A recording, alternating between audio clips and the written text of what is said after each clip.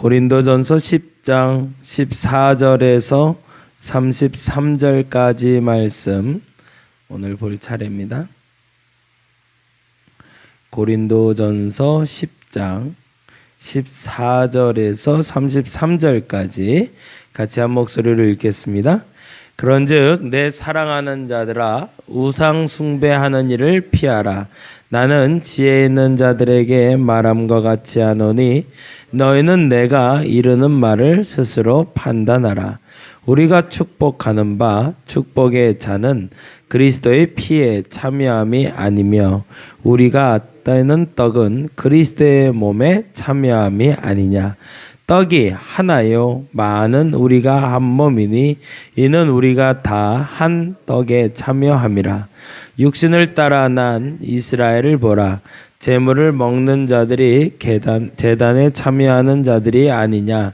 그런즉 내가 무엇을 말하느냐. 우상의 제물은 무엇이며 우상은 무엇이냐.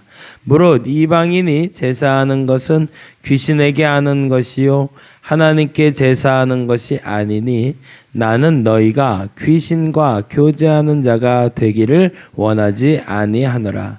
너희가 주의 잔과 귀신의 잔을 겸하여 마시지 못하고 주의 식탁과 귀신의 식탁에 겸하여 참여하지 못하리라. 그러면 우리가 주를 노여워하시게 하겠느냐? 우리가 주보다 강한 자냐? 모든 것이 가하나 모든 것이 유익한 것은 아니요 모든 것이 가하나 모든 것이 덕을 세우는 것은 아니니 누구든지 자기의 유익을 구하지 말고 남의 유익을 구하라. 무릇 시장에서 파는 것은 양심을 위하여 묻지 말고 먹으라. 이는 땅과 거기 충만한 것이 주의 것임이라. 불신자 중 누가 너희를 청할 때에 너희가 가고자 하거든 너희 앞에 차려놓은 것은 무엇이든지 양심을 위하여 묻지 말고 먹으라. 누가 너희에게 이것이 재물이라 말하거든 알게 한 자와 그 양심을 위하여 먹지 말라. 내가 말한 양심은 너희의 것이 아니요 남의 것이니 어찌하여 내 자유가 남의 양심으로 말미암아 판단을 받으리요. 만일 내가 감사함으로 참여하면 어찌하여 내가 감사하는 것에 대하여 비방을 받으리요. 그런즉 너희가 먹든지 마시든지 무엇을 하든지 다 하나님의 영광을 위하여 하라. 유대인에게나 헬라인에게나 하나님의 교회에나 거치는 자가 되지 말고 나와 같이 모든 일에 모든 사람을 기쁘게 하여 자식의 유익을 구하지 아니하고 많은 사람의 유익을 구하여 그들로 구원을 받게 하라. 아멘. 아멘. 구원받게 하는 도리에 대해서 이야기하고 있는데요. 계란 요새 먹으면 안 된다네요. 참, 아이고 어떻게 사람 먹는 거에 그렇죠?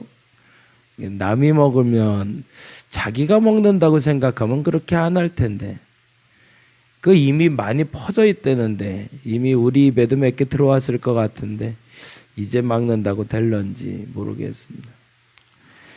먹는 거 갖고 장난치는 게 제일 나쁜 잘못이랬는데 어쨌든 걱정인 건 대부분의 음식에 계란이 안 들어가는 요리가 거의 없어서 특히나 제과제빵 하는 사람들은 많이 타격이 클 것 같아요. 그분들은 장사 자체가 힘들 것 같은데 그런 거 보면 모든 게 가한 것 같지는 않아요.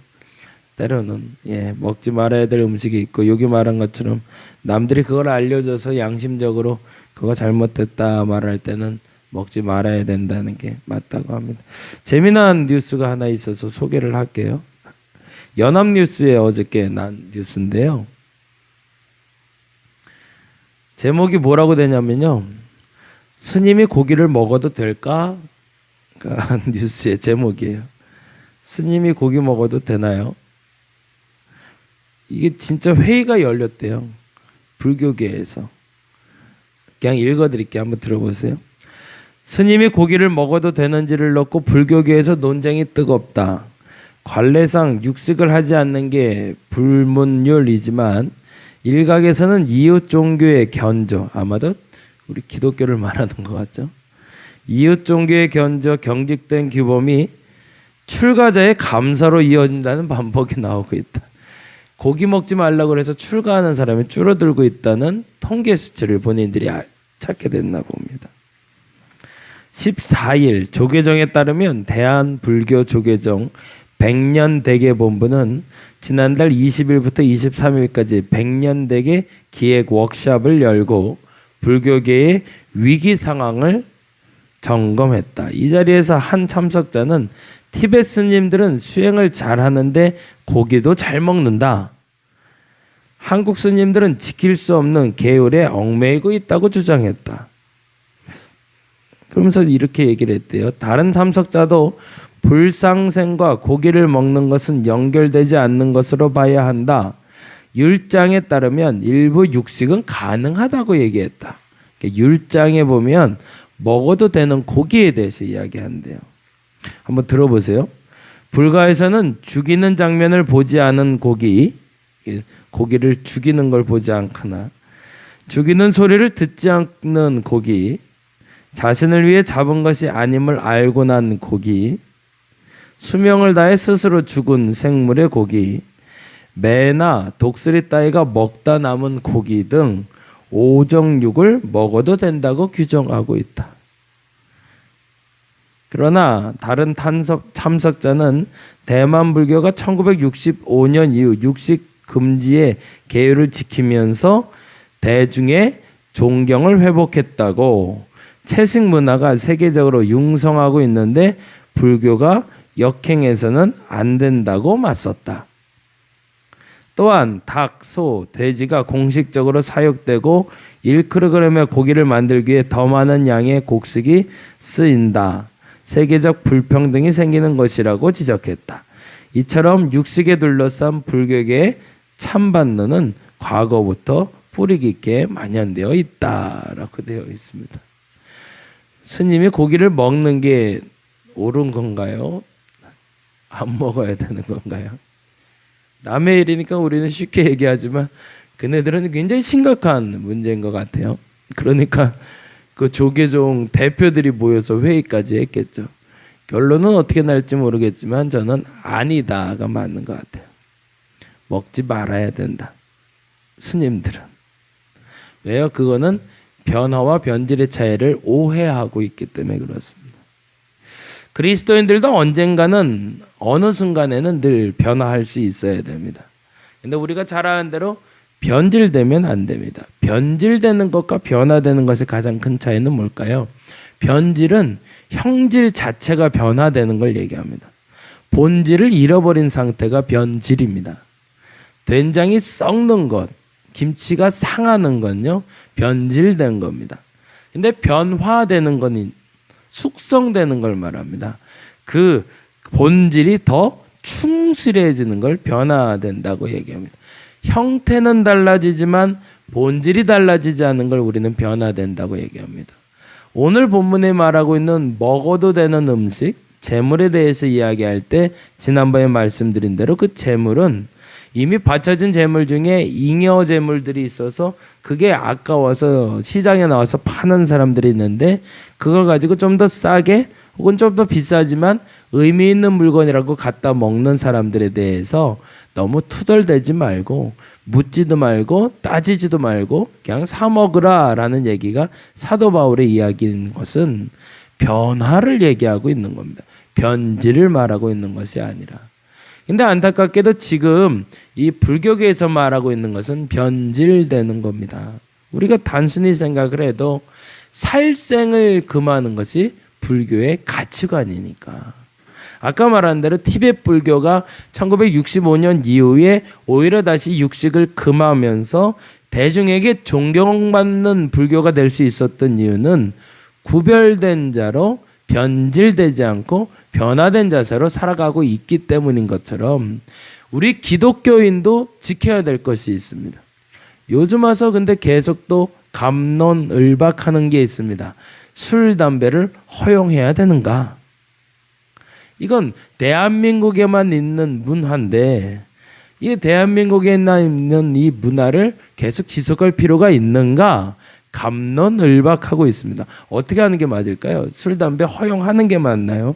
안 하는 게 맞나요? 변질되지 말아야 됩니다. 왜 순수하게 지켜왔던 변화된 독특한 특성을 바꾸려고 하는 거죠. 또 하나 아주 중요한 근거 조건을 가지고 또 안 하는 게 있는데 뭐냐면 새벽 예배를 없애려고 합니다. 자유해야 된다는 거죠. 왜 기도를 강요하느냐? 왜 꼭 새벽에만 기도해야 되느냐? 새벽에 기도 안 해도 충분히 은혜 받을 수 있다. 그래서 없어진 예배가 하나 있죠. 우리가 잘 아는 주일 저녁 예배가 없어졌죠. 그래서 저도 두려워서 시작을 못하고 있는데 시작했던 이유가 분명히 있습니다. 그 이유는 그때 그 은혜가 우리에게 특별한 은혜로 다가왔기 때문입니다. 또 하나 점점 사라지고 있는 기독교의 아주 중요한 문화가 있습니다. 신방입니다. 역시 사라져가고 있습니다. 개개인의 문화가 아주 자유로워졌기 때문에 그 과정을 침범하는 것이 오히려 위해가 된다고 생각해서 신방도 안 하면 좋다. 또 하나 노방전도도 많이 없어지고 있습니다. 종교의 자유가 있는데 강요하지 말아야 된다는 이유로 여러 가지 갑론을박이 되고 있습니다. 무엇을 지키는 게 옳을까? 무엇을 잃어버리는 게 진짜 잃어버리는 것인가? 근데 그 가치 기준은 이렇게 되어 있습니다. 23절, 24절입니다. 23절, 24절 볼까요?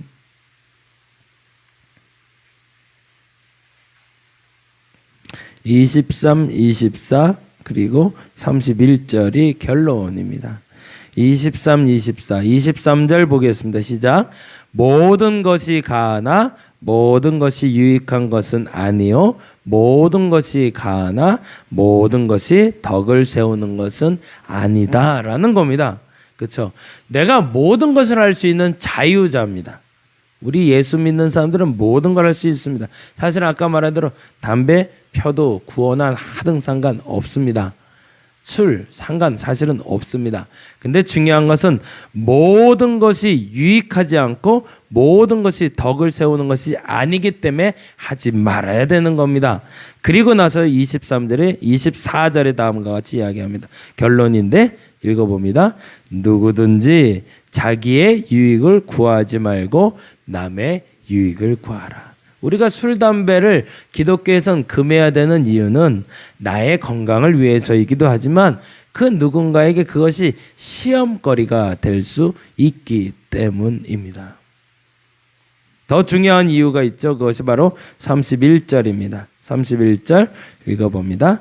그런즉 너희가 먹든지 마시든지 무엇을 하든지 다 하나님의 영광을 위하여 하라. 만일에 또다시 이제 기도를 하는데 하나님이 나의 영광을 위해선 대한민국이 담배를 폈으면 좋겠다라고 하나님이 선포해 주시면 그렇게 하는 게 맞을 겁니다.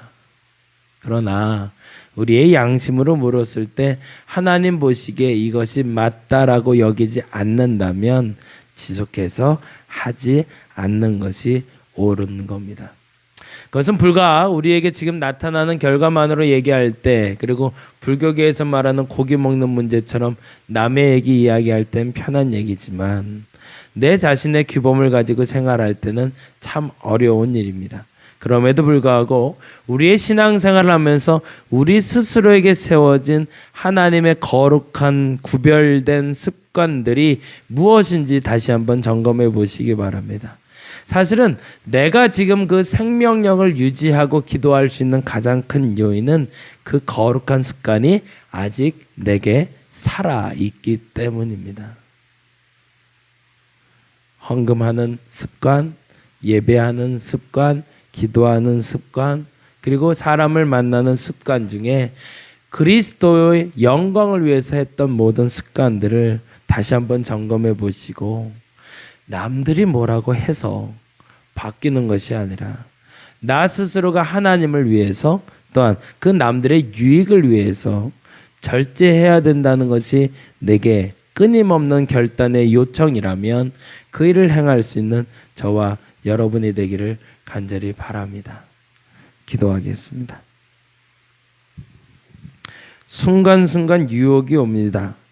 남들 다 그렇게 하는데 뭐, 다른 나라들도 다 하는데 뭐, 그게 더 유익이라는데 뭐, 라는 말 때문에 그 순간의 유혹이 너무나 고귀한 거룩의 습관을 저버리게 할 때가 있는 것 같습니다.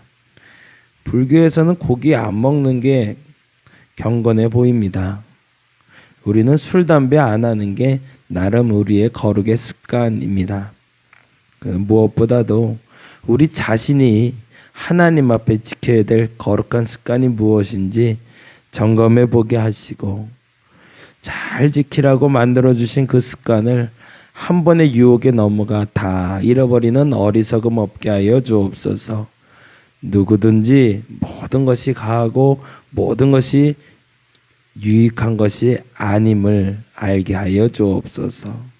모든 것이 유익하거나 모든 것이 덕을 세우는 것이 될 때 마음껏 그 자유를 누리게 하시고, 혹여 남의 유익을 해치거나 하나님의 영광을 가리는 자유함이라면 절제의 미덕을 갖게 하여 주옵소서.